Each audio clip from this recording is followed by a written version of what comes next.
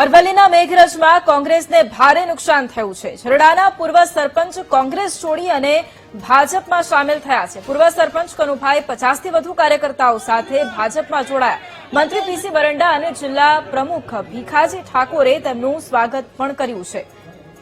તો કોંગ્રેસને અરવલ્લીમાં ખૂબ મોટું નુકસાન, એક ગાબડું પડ્યું છે। છરડાના પૂર્વ સરપંચ કોંગ્રેસ સાથે છેડો ફાડી અને ભાજપમાં સામેલ પણ થયા છે। પૂર્વ સરપંચ કનુભાઈ 50થી વધુ કાર્યકર્તા સાથે ભાજપમાં જોડાયા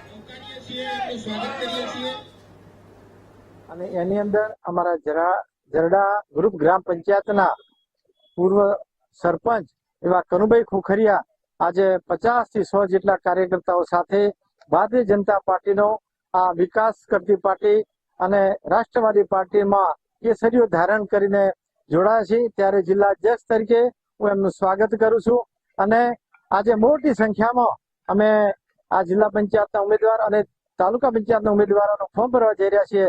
ત્યારે બધા જ ઉમેદવારો જંગી લીડથી જીતવાના છે એવો હું આશાવાદ વ્યક્ત કરું છું।